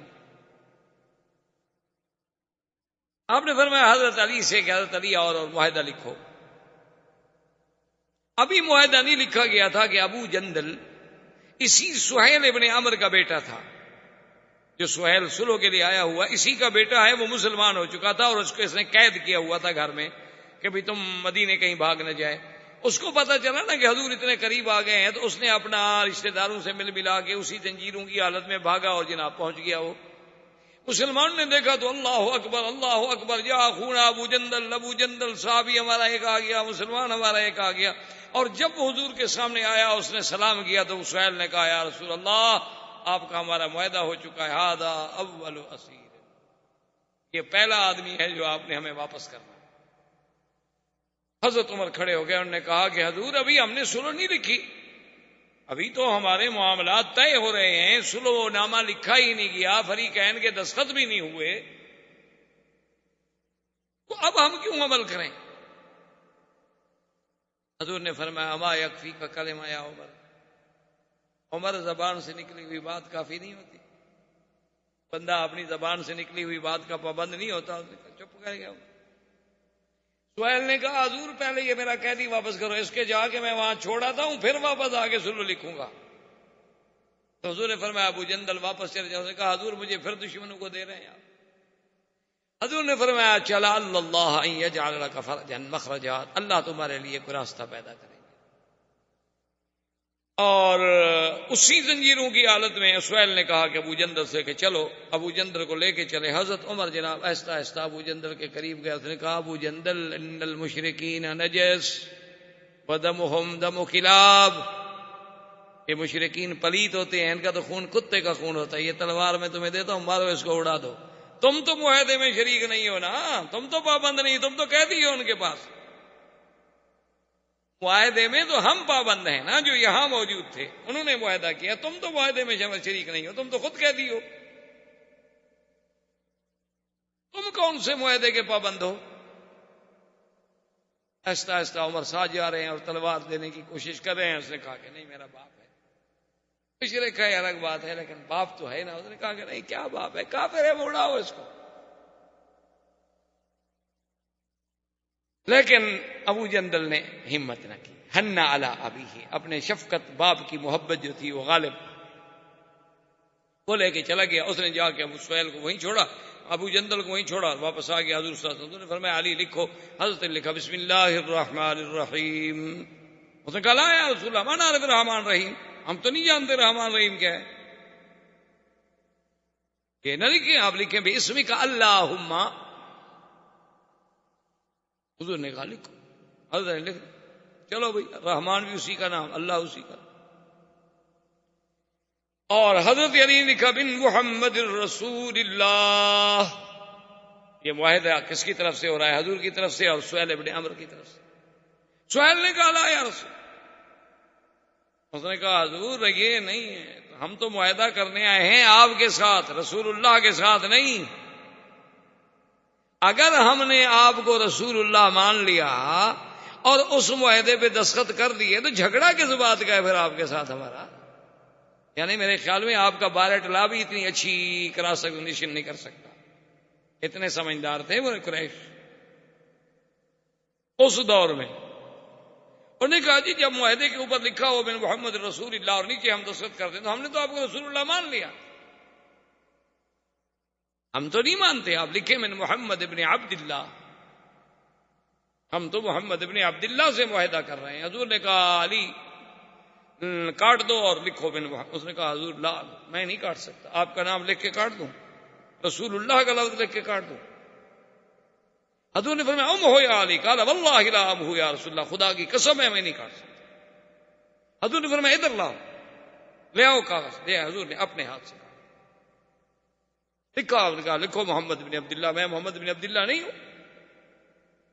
جب معاہدہ لکھ لیا گیا، معاہدہ طے ہو گیا، حضور صلی اللہ علیہ وسلم نے ارادہ ختم فرما دیا، حکم دیا بھی حلال ہو جاؤ، جانور ذبح کر دو، سر مڈالو۔ صحابہ چپ کر کے بیٹھے ہوئے ہیں، حضور غصے میں آئے، بی بی ام سلمہ کے خیمے میں تشریف لائے اپنی بیوی کے، کہا کہ کیا بات ہے، میں حکم دیتا ہوں کہ اٹھو سر مڈاؤ، جانور ذبح کرو، اور صحابہ چپ کر کے بیٹھے ہوئے ہیں۔ میں نے دوبارہ اس لیے حکم نہیں دیا کہیں میری نافرمانی کریں اور اللہ کا غضب نہ آ جائے۔ بی بی ام سلمہ نے کہا حضور یہ ہو سکتا ہے کہ آپ کے جان نثار آپ کی تعمیل نہ کریں، وہ انتظار میں بیٹھے ہیں کہ پتہ نہیں کوئی وحی آ جائے کہ بھی چلو عمرہ کرو۔ آپ سب سے پہلے اپنا جانور ذبح کریں، اپنے سر پہ اس طرح پھروائیں، دیکھیں صحابہ کیا کرتے ہیں۔ حضور پاک نے اپنے سر پہ اس طرح پھروایا، اپنے جانور کو ذبح کیا، صحابہ دوڑ پڑے، انہوں نے کہا جی بات ختم، بات ختم، اب تو امید ختم ہوگی، جب حضور نے احرام کھول دیا ہے تو اب ہم کون؟ سب نے احرام کھول دیا اور چل پڑے. اسی راستے میں یہ آیت نازل ہوئی انا فتحنا لک فتحا مبینا. یہ آیت مبارک نازل ہوئی. حضور نے حضرت عمر کو بلایا، فرمایا ایک ایسی آیت اتری ہے کہ آسمان و زمین کے خزانے مجھے مل جائیں خوشی نہ ہوگی. تو نے کہا حضور اچھا مکہ بھی فتح ہوگا کہ نہیں؟ حضور نے کہا نہیں، مکہ بھی فتح ہوگا. یہ صلح حدیبیہ کو فتح قرار دیا گیا. وجہ کیا تھی کہ کل تو قریش کہتے تھے نا ساحر ہے، جادوگر ہے، نعوذ باللہ پرانی باتیں کہنے والا ہے. آج انہوں نے فریق مان کے بیٹھے صلح کرنے کے لیے. اس سے بڑی فتح ہے کہ دشمن آپ کی قوت کو تسلیم کر لے. اللہ کے نبی نے فرمایا انا فتحنا لک فتحا مبینا. زندگی باقی انشاءاللہ تو بات باقی. وما علینا الا البلاغ. برادران اسلام، واجب الاحترام بزرگوں، دوستوں، عزیز نوجوانوں، سرکار دو جہاں حبیب کبریا سیدنا محمد مصطفیٰ صلی اللہ علیہ وسلم کی سیرت طیبہ کے بارے میں جو سلسلہ درس اللہ کی رحمت سے شروع ہے،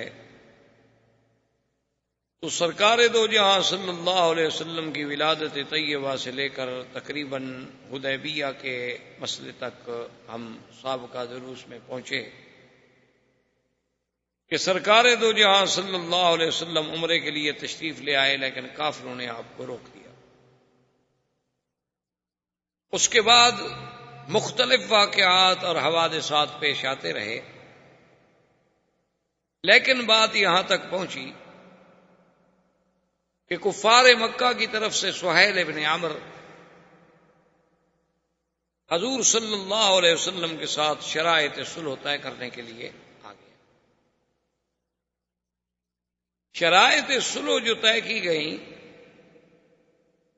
ان میں سب سے پہلی شرط تو یہ تھی کہ اس دفعہ حضور صلی اللہ علیہ وسلم ماں اپنے صحابہ کے واپس مدینہ شریف تشریف لے جائیں گے اور عمرہ نہیں کریں گے، مکہ میں داخل نہیں.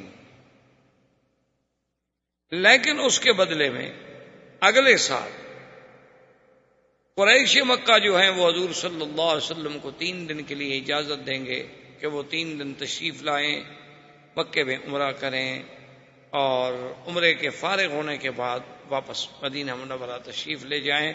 لیکن ان کے ساتھ سلاح ہتھیار نہیں ہوں گے الا السیف، صرف تلوار. اور اس کے بعد جو دوسری شرط تھی وہ یہ تھی کہ اگر مکے سے کوئی مسلمان ہجرت کر کے موقع پا کر مدینہ منورہ بھاگ جاتا ہے اور قریش مکہ اس بندے کو واپس لینا چاہتے ہیں، نہ چاہتے ہوں تو چھوڑ دیں. اگر وہ چاہتے ہیں اور وہ مطالبہ کریں گے تو حضور صلی اللہ علیہ وسلم اس کو واپس کریں. اور اس کے بالعکس اگر کوئی مسلمان خدا نہ کرے مرتد ہو کر اسلام سے نکل کر مدینہ منورہ چھوڑ کر بھاگ جائے اور مکے میں آ جائے قریش کے پاس تو قریش واپس نہیں کریں گے. اور اس کے بعد جو شرط تھی وہ یہ تھا کہ یہ معاہدہ جو ہے، یہ معاہدہ صلح جو ہے حضور صلی اللہ علیہ وسلم کے درمیان اور قریش کے درمیان، اس کی مدت 10 سال. 10 سال میں دونوں فریق امن سے رہیں گے، ایک دوسرے کے خلاف لڑائی نہیں ہوگی، چڑھائی نہیں ہوگی، جنگ نہیں ہوگی، کسی قسم کا آپس میں انتشار نہیں ہوگا. اور اسی طرح اس معاہدہ صلح میں ایک شرط یہ تھی کہ اب ہماری اور قریش کی جب صلح ہو جائے اس کے بعد جو باقی قبائل ہیں مکے کے، مدینہ منورہ کے، مکہ کے ارد گرد رہنے والے، مدینہ منورہ کے ارد گرد رہنے والے، مکہ اور مدینہ منورہ کے درمیان میں رہنے والے، تو ان قبیلے جو ہیں وہ آزاد ہیں. ان کی مرضی ہے، وہ چاہے تو قریش کے حلیف بن جائیں اور چاہے تو محمد مصطفیٰ صلی اللہ علیہ وسلم کے حلیف بن جائیں، سب کو آزادی. اور جو حلیف کسی کا بنے گا اس پر اگر کوئی چڑھائی کرے گا تو وہ حلیف اپنا تحفظ کے لیے وہ اس کا آپ کو ساتھ دینا ہوگا. اور اس حلیف کے خلاف بھی اگر کوئی مثلا ایک قبیلہ حلیف بن گیا قریش کا، اگر مسلمان اس کے خلاف زیادتی کرے تو وہ قریش کے خلاف سمجھی جائے گی، معاہدے کی خلاف ورزی ہو. ساری شرطیں حضور صلی اللہ علیہ وسلم نے قبول فرما لی، اور صحابہ حیران ہیں کہ بھی ایسی شرطیں قبول کی جا رہی ہیں، اس میں تو ہماری بہت بڑی کمزوری ہے۔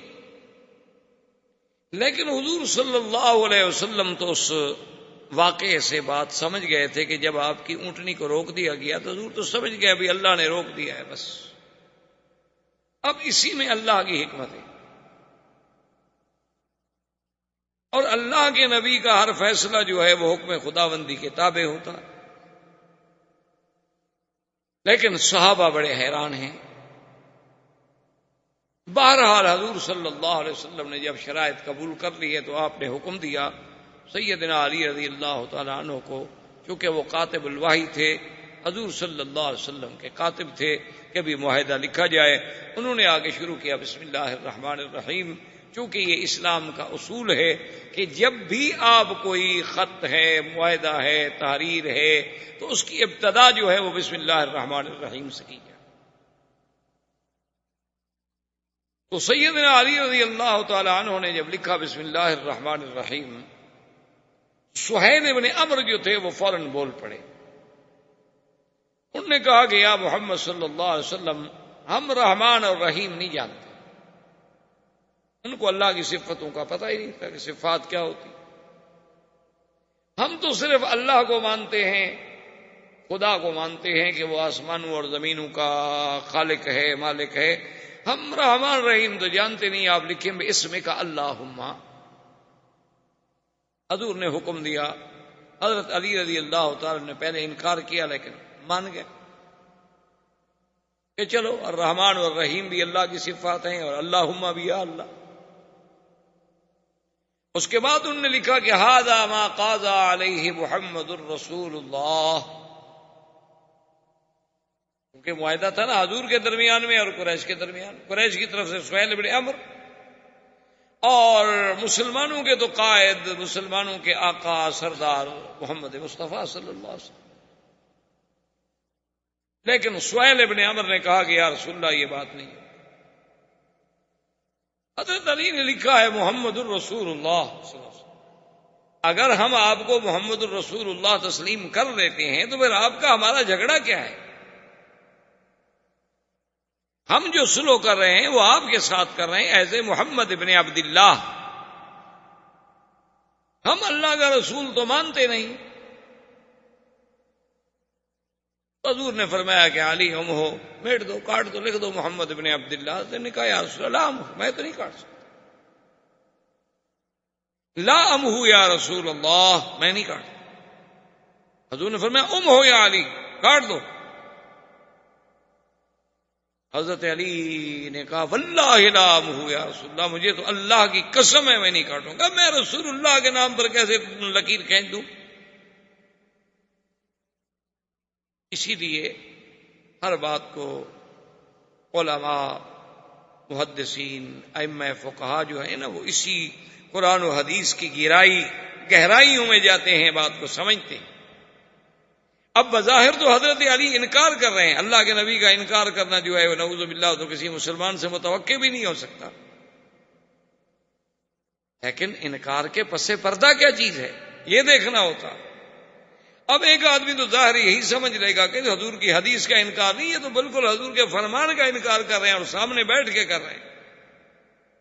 اس لیے ہمیشہ قاعدہ یہ ہوتا ہے کہ بعض سطحی نظر رکھنے والے لوگ ہوتے ہیں نا جی، ایک حدیث پڑھ لی، کسی دوسرے کو عمل کرتے دیکھا، کہا جی یہ حدیث کا مخالف ہے، حدیث میں یوں آیا ہے اور یہ یوں عمل کر رہا ہے، حالانکہ اس بیچاروں کو پتہ نہیں ہوتا کہ احادیث کے مفہوم کیا ہیں، اور پھر اس موضوع پہ صرف ایک حدیث ہے یا اور بھی حدیثیں موجود ہیں۔ اب یہاں انکار جو ہے وہ تو ہے کہ حضرت علی کا جذبہ ایمان ہے کہ میں رسول اللہ کا لفظ کیسے کاٹ دوں، حالانکہ انکار ہے، لیکن اس انکار میں جو پیار ہے، جو محبت ہے، جو ایمان ہے، جو جذبہ ہے۔ جیسے بعض روافض جو ہیں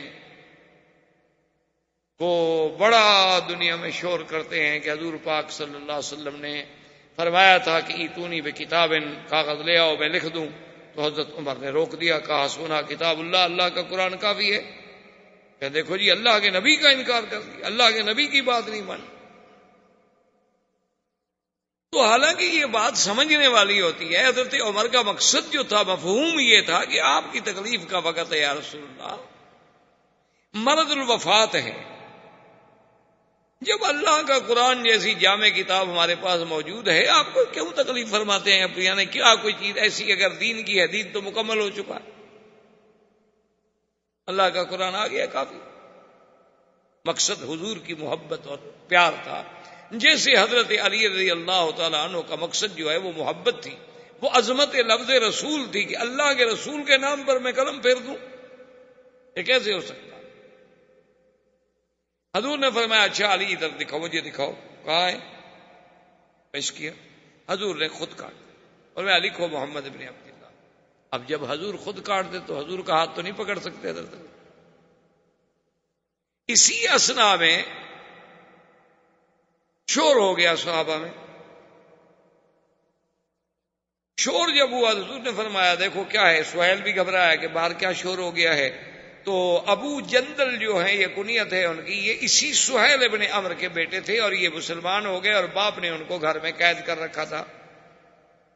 اس کو موقع ملا، وہ بیچارہ اسی طرح زنجیروں کے ساتھ ہی بھاگ کے آ گیا اور یہاں پہنچ گیا۔ جب صحابہ نے دیکھا انہوں نے کہا الحمدللہ الحمدللہ، ابو جندل آ گیا، ابو جندل آ گیا۔ لیکن جب ابو جندل سامنے آیا تو سہیل ابن عمر نے کہا کہ یا رسول اللہ آپ کا ہمارا معاہدہ ہے اور یہ ہمارا سب سے پہلا قیدی ہے جو ہم واپس لینا چاہتے ہیں۔ حضور صلی اللہ علیہ وسلم نے فرمایا ٹھیک ہے۔ حضرت عمر کھڑے ہو گئے، انہوں نے کہا کہ یا رسول اللہ ابھی تو ہمارا معاہدہ تحریر نہیں ہوا، معاہدے پہ دستخط نہیں ہوئے۔ لیکن حضور نے فرمایا اما یکفی کا قول الرسول صلی اللہ علیہ وسلم، عمر اللہ کے نبی کا زبان ہے، قول ہے، جب ہم زبان سے کہہ چکے ہیں کہ ہمیں یہ شرطیں قبول ہیں، دستخط نہ ہوں، معاہدہ نہ لکھا جائے، تو یہ بات تو نہیں، اللہ کے نبی کی یہ شان نہیں ہے کہ جو بات زبان سے ہو جائے پھر اس پہ قائم نہ رہیں، ہم اپنی بات پہ قائم ہیں۔ ابو جندل میں حکم دیتا ہوں کہ واپس جاؤ۔ بعض روایات میں یہ بھی آتا ہے کہ ابو جندل نے درخواست کی، اس نے کہا کہ یا رسول اللہ صلی اللہ علیہ وسلم ٹھیک ہے، آپ مجھے پھر کافروں کے ہاتھ میں واپس کرنا چاہتے ہیں، دشمنوں کے ہاتھ میں دینا چاہتے ہیں، میں آپ کے حکم پہ ہر قربانی دینے کے لیے تیار ہوں، لیکن جتنی دیر یہ معاہدہ ہو رہا ہے، سلو ہو رہی ہے، اتنی تو مجھے اجازت مل جائے کہ میں بیٹھا رہوں اور آپ کا دیدار کر لوں۔ حضور نے فرمایا اب یہ بھی سہیل کے ہاتھ میں ہے، ہم اجازت نہیں دے سکتے، تم ان کے قیدی۔ سہیل نے کہا یا رسول اللہ میں یہ اجازت دینے کے لیے بھی تیار نہیں ہوں، بلکہ میں تو معاہدہ بھی بعد میں آگے لکھوں گا، پہلے میں جا کے اس کو قریش کے سپرد کرتا ہوں۔ حالانکہ بیٹا ہے لیکن کفر اسلام ہے، مذہب کی جنگ ہے، اور ہر آدمی جو ہے چاہے وہ غلطی پر بھی ہو اپنے مذہب کا دیوانہ ہوتا۔ اس نے جا کے سہیل کو واپس کیا، پھر آئے، معاہدہ لکھا گیا، دستخط ہو گئے۔ حضور صلی اللہ علیہ وسلم جب فارغ ہو گئے تو حضرت عمر حاضر ہوئے، انہوں نے کہا یا رسول اللہ آپ نے تو فرمایا تھا، آپ نے فرمایا کہ میں نے خواب دیکھا ہے، ہم مکہ میں جائیں گے، ہم عمرہ کریں گے، ہم طواف کریں گے، ہم بال کٹائیں گے یا بال کتروائیں گے، امن ہوگا، خوف نہیں ہوگا۔ حضور یہ کیا ہے؟ اور ہم ایسی شرطیں قبول کر رہے ہیں، لماذا نقبل هذه الدنیۃ فی دیننا، یا رسول اللہ ہم دین میں اتنے کمزور ہو جائیں گے، ان کا بندہ آئے تو ہم واپس کر دیں اور ہمارا بندہ آئے تو ہم واپس نہ کریں، وہ واپس نہ کریں، یہ کیا بات؟ حضور نے فرمایا عمر پہلی بات کا جواب تو یہ ہے کہ میں نے یہ تو کہا کہ میں نے خواب دیکھا ہے مکے میں جائیں گے، کیا میں نے یہ بھی آپ سے اور صحابہ سے کہا تھا کہ خواب میں یہ بھی حکم ہے کہ اسی سال داخل ہوں گے؟ انہوں نے کہا حضور یہ تو نہیں، آپ نے کہا تھا کہ داخل لتدخلن المسجد الحرام، لیکن سنا نہیں تھا کہ اس سال جائیں گے۔ اور باقی رہی شرائط کی بات، تو ہم نے جو بھی شرائط قبول کی ہیں حضرت عمر، تمہیں یہ پتہ نہیں کہ انا رسول اللہ، میں اللہ کا رسول ہوں اور اللہ کے حکم کے بغیر تو میں کوئی بات قبول نہیں کر سکتا، اور مجھے یقین ہے کہ ہمارا اللہ ہماری مدد کرے گا۔ حضرت عمر چپ ہو کے چلے گئے، اور اسی وقت دو قبیلے بنی خزاعہ جو تھے وہ حلیف بن گئے محمد الرسول اللہ صلی اللہ علیہ وسلم، اور بنو بکر جو تھے وہ حلیف بن گئے قریش کے۔ انہوں نے کہا جی ہم قریش کے حلیف ہیں. بنو خزاعہ نے کہا کہ ہم حضور کے حلیف ہیں. یہ چونکہ اس لیے ان دونوں قبیلوں کو ذہن میں رکھنا ضروری ہے کہ دراصل یہی تو سبب بنے تھے اس صلح کو ختم ہونے کا، کہ قریش نے بنی خزاعہ پہ حملہ کر دیا. تو جب حضور کے حلیفوں پہ حملہ کیا تو معاہدہ تو توڑ دیا. اب حضرت عمر جوش میں آئے، حضرت ابو بکر کے خیمے میں آئے. انہوں نے کہا یا ابو بکر، حضور نے فرمایا تھا کہ خواب دیکھا ہے، اللہ کے نبی کا خواب تو سچا ہوتا ہے، واہی ہوتی ہے، یہ کیا ہو گیا کہ ہم مکے نہیں گئے؟ تو ابو بکر رضی اللہ تعالی عنہ نے، یہ توارد ذہنی اور توارد قلبی ہے کہ وہی لفظ ابو بکر کی زبان سے نکلے جو حضور کی زبان سے نکلے تھے. انہوں نے کہا عمر، حضور نے یہ بھی فرمایا تھا کہ اسی سال جائیں؟ انہوں نے کہا ہاں یہ تو نہیں فرمایا. انہوں نے کہا پھر ابو بکر دیکھو، ہم ایسی شرطیں قبول کریں، اتنا دب کے ہم صلح کریں کفار قریش سے، آخر کیوں؟ اس کا جواب پتہ ہے ابو بکر نے کیا دیا؟ کہا کہ ھذا رسول اللہ فاتبع. عمر اپنا عقل نہ لڑاؤ، وہ صلح کرنے والا عام بندہ نہیں، وہ تو اللہ کا رسول ہے.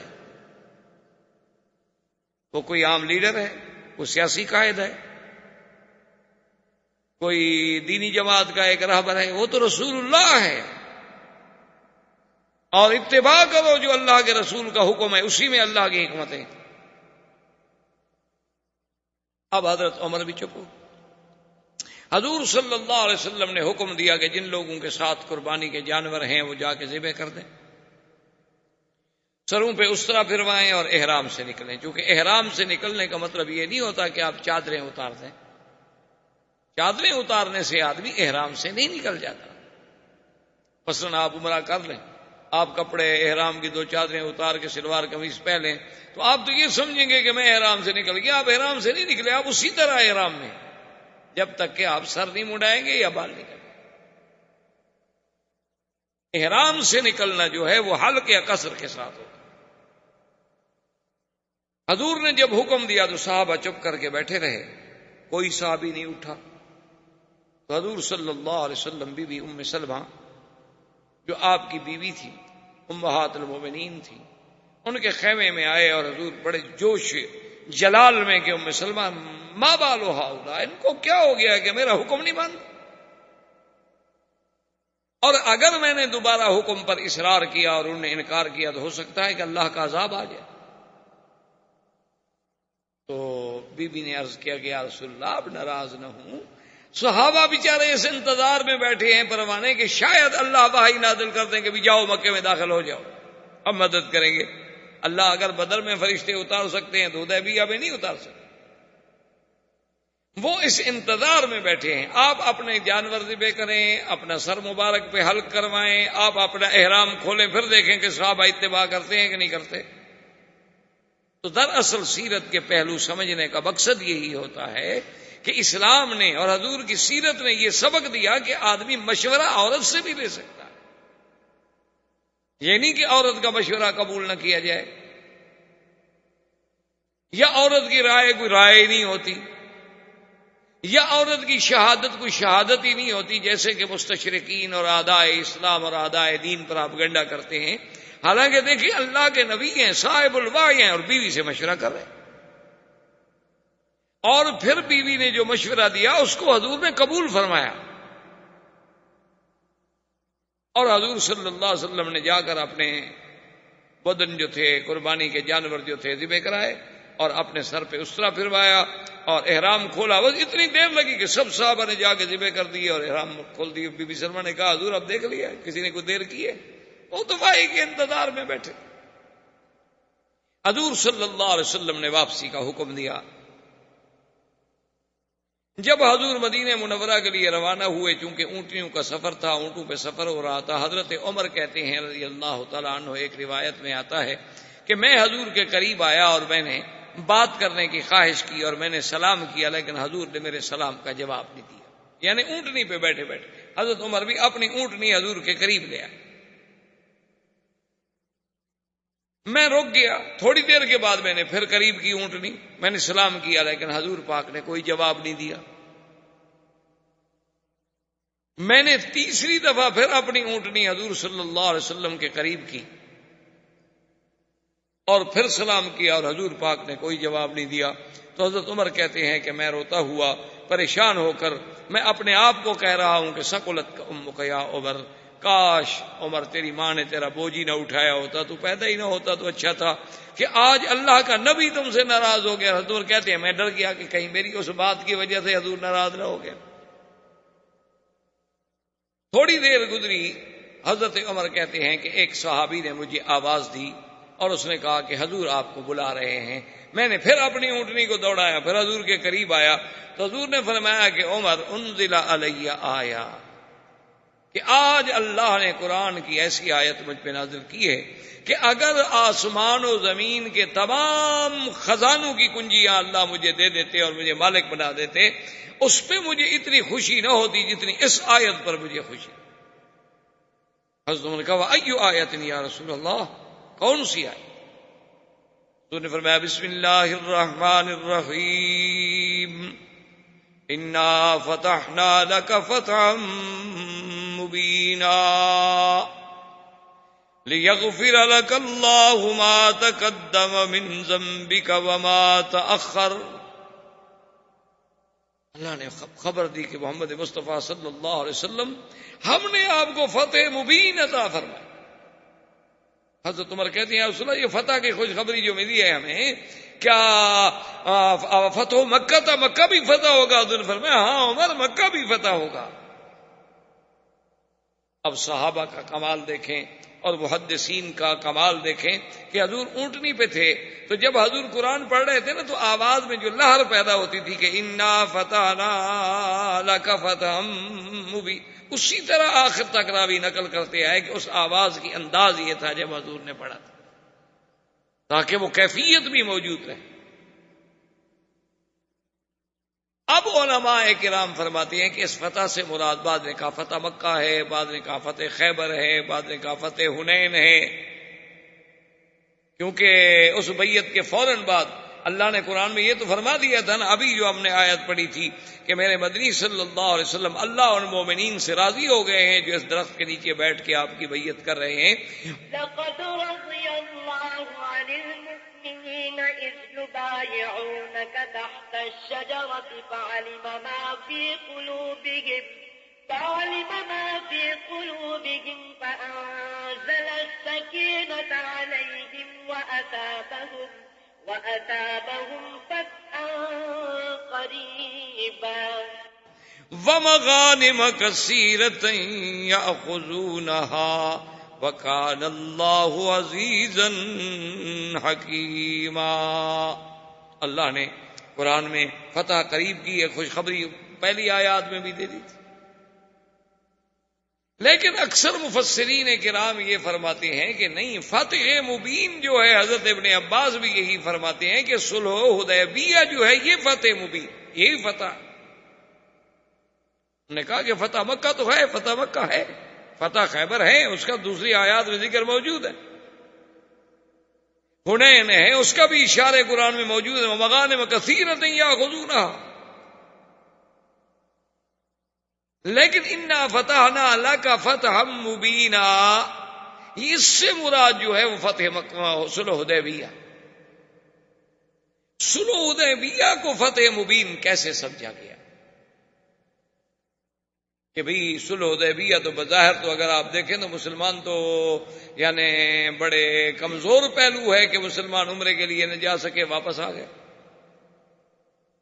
یعنی بظاہر تو کافر نعوذ باللہ اپنی بات میں کامیاب ہو گئے کہ ہم حضور کو اس دفعہ داخل نہیں ہونے دیں. مسلمان تو ناکام ہو گئے، واپس آ گئے. لیکن اللہ فرماتا ہے کہ یہ فتح مبین ہے، تو اس پر مفسرین کرام نے، علماء کرام نے، اللہ ان پہ قبروں پہ کروڑوں رحمتیں فرمائے، انہوں نے کہا کہ سمجھیں کہ صلح حدیبیہ ہی فتح مبین ہے. کیسے فتح مبین ہے؟ انہوں نے کہا کہ حضور صلی اللہ علیہ وسلم کے بارے میں کفار مکہ پہلے کیا کہتے تھے؟ وہ تو کہتے تھے نعوذ باللہ جادوگر ہے. کفار مکہ تو کہتے تھے کہ آپ شاعر ہیں، آپ کاہن ہیں، آپ جادوگر ہیں، آپ نعوذ باللہ خود قرآن بنانے والے ہیں. آپ اللہ کے نبی نہیں ہیں۔ تو جو لوگ کل تک شاعر کہتے تھے، ساحر کہتے تھے، اور جو لوگ پھپتیاں کستے تھے کہ بھئی دیکھو کیا مسلمان، کیا جناب ان کی طاقت ہے، اور کیا یہ سوچ رہے ہیں کہ ہمارے مقابلے کریں گے، جن کو مکے میں رہنے کا ٹھکانہ نہیں ملتا، کبھی حبش جاتے ہیں، کبھی مدینہ جاتے ہیں، تو آج ان دشمنوں نے آپ کو ایک فریق مان لیا، آپ کی قوت کو تسلیم کر لیا، سلو کرنی پڑی۔ ورنہ تو وہ کہتے ہیں ہم مکے میں بیٹھے ہیں، حضور مدینہ کتنا دور ہے، حدیبیہ تو مکے کے قریب ہے، تو اٹھ کے فوج کے ساتھ حملہ کر دیں، ہم تو یہی ان کو ختم کر دیں، گویا 1400 آدمی ہمارے ہاتھ میں آیا ہوا ہے۔ لیکن اس کے باوجود وہ برابر کی سطح پر بیٹھ کے ایک معاہدہ کر رہے ہیں، سلو کر رہے ہیں، اور جو ہمارا حلیف ہوگا آپ نہیں چھیڑیں گے، جو آپ کا حلیف ہوگا ہم نہیں چھیڑیں گے، تو اب برابر کی قوت تسلیم کر رہے ہیں۔ اور باقاعدہ معاہدہ جو ہے وہ کعبۃ اللہ میں رکھا گیا۔ اس سے بڑی فتح کیا ہوتی ہے کہ دشمن آپ کی قوت کو تسلیم کر لے، دشمن آپ سے بات کرنے کی طاقت کو مان لے۔ ورنہ جو دشمن آپ کی طاقت نہ سمجھے، آپ اس سے کہیں جی ہم آپ سے مذاکرات کرنا چاہتے ہیں، چھوڑو یار آپ سے کیا مذاکرات ہم نے کرنے ہیں، تم کون ہو مذاکرات کرنے والے؟ تو مذاکرات تو اسی سے کیے جاتے ہیں نا جن کی قوت و طاقت کو تسلیم کیا جاتا ہے کہ چلو جی ٹھیک ہے پھر بیٹھ جائیں بات کرتے ہیں۔ ورنہ جو طاقت کے گھمنڈ میں ہوتا ہے وہ کہتا ہے جی ہم کیا بات کریں، کس چیز کی بات کریں۔ ایک دوسری بات یہ ہے کہ اگر آپ الحمدللہ میرے سب بھائی پڑھے لکھے لوگ ہیں، تاریخ پہ نظر ہے، یا نہ بھی ہو تو نظر ڈالی جا سکتی ہے، کوئی ایسا مشکل مسئلہ نہیں ہے، صرف ایک دلچسپی ہے نا کہ اللہ ہمیں دین کی طرف تھوڑا رجحان دیتے۔ ورنہ آدمی پڑھا لکھا آدمی، اگر آپ انگریزی کی کتابیں پڑھ سکتے ہیں، اگر آپ اپنے میڈیکل سائنس پڑھ سکتے ہیں، تو اللہ کا قرآن بھی پڑھ سکتے ہیں، کوئی منع تو نہیں ہے تو صرف دل کو سمجھانے کی بات نا کہ تھوڑا سا اس خدا کو بھی ہم حق دے دیں۔ 24 گھنٹے جو ہم نے پیٹ کے دیے ہوئے ہیں، جس خدا نے ہمیں پیدا کیا، چلو اس کو آدھا گھنٹہ تو دے دیں۔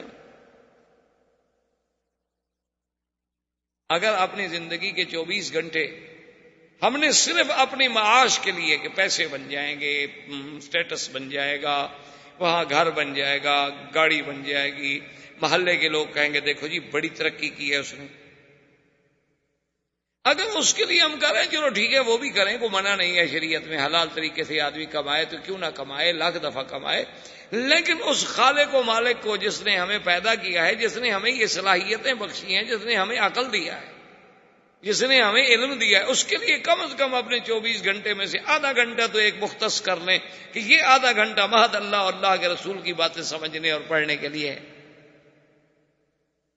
تو آپ اگر خود غور کریں گے تو آپ دیکھیں کہ سرکار دو جہاں صلی اللہ علیہ وسلم کو نبوت ملنے کے بعد آپ 13 سال تک مکہ مکرمہ میں رہے۔ 13 سال کوئی معمولی سی بات نہیں ہوتی، ایک عظیم مدت ہے۔ 13 سال کے بعد جب آپ کی عمر مبارک 53 سال ہو گئی تو آپ نے مدینہ منورہ ہجرت فرمائی۔ یعنی مجموعی طور پر اگر آپ دیکھیں تو جب آپ ہجرت کر کے آئے ہیں، مدینہ منورہ میں پہنچے ہیں، تو تقریباً 13 اور 14 15 سال کی محنت کے باوجود مسلمان کتنے ہوئے؟ 150۔ یہ تو پھر انصار میں سے مسلمان ہوئے نا مدینے میں۔ اچھا، اس کے بعد جناب آپ مزید بھی آپ کی عمر مبارک کے 6 سال ملا لیں، کیونکہ یہ واقعہ حدیبیہ کا جو ہے یہ 6 ہجری میں آ رہا ہے، تو 6 سال اگر آپ اس کو بھی شامل فرما لیں، اور تاریخ ہجری جو ہے وہ ہجرت کو مقدم رکھا گیا، وہیں سے شروع ہوتی ہے، تو 6 اور 13 19 سال۔ تو 19 سال میں کل کتنے مسلمان تھے؟ 1400 آدمی جو حضور کے ساتھ عمرے پہ آیا، 500-600 نہیں آیا ہوگا، یعنی بچے عورتیں کچھ گھر رہ گئے نہیں آئے، یعنی 2000 آدمی، 3000 آدمی، بڑے سے بڑا آپ لگا لیں 3000 آدمی ہو گیا ہوگا مسلمان۔ تو 19 سال کی محنت میں تو صرف 3000 مسلمان ہوا۔ حدیبیہ کی صلح ہوئی سن 6 ہجری کے آخر میں، 7 میں حضور نے عمرۃ القضاء فرمایا، اور 8 ہجری میں مکہ فتح ہو گیا، تو حضور کے ساتھ 10,000 کا تو صرف لشکر تھا جو مکے میں آیا، یعنی 19 سال میں ہم نے 3,000 مسلمان ہوئے۔ حدیبیہ کی فتح صلح کے بعد 10,000 تو لشکر تیار ہو گیا، اس سے بڑی فتح ہوگی نہیں۔ اس طرح اسلام پھر آگے بڑھا، کیونکہ دونوں فریقوں کے درمیان معاہدہ صلح ہو گیا، امن قائم ہو گیا۔ اب وفد باہر جانے کا مواقع ملے، اور حضور صلی اللہ علیہ وسلم جن لوگوں نے احزاب میں آپ کے خلاف حملے کیے تھے ان کو پہلے ادب سکھا چکے تھے، وہ الگ روب پڑ گیا تھا لوگوں پر، تو اللہ نے اسلام کو ایسی طاقت دی کہ صرف 2 سال کے بعد اس فتح کو فتح مبین کیسے نہ کہا جائے۔ یہ تو سب سے بڑی فتح تھی۔ اور دوسری بات یہ دیکھیں کہ اللہ کے نبی نے جو خواب دیکھا تھا اس میں یہ بات شامل تھی، لقد صدق الله رسوله الرؤيا بالحق لتدخلن المسجد الحرام إن شاء الله آمنين محلقين رؤوسكم ومقصرين لا تخافون فعلم ما لم تعلموا فجعل من دون ذلك فتحا قريبا۔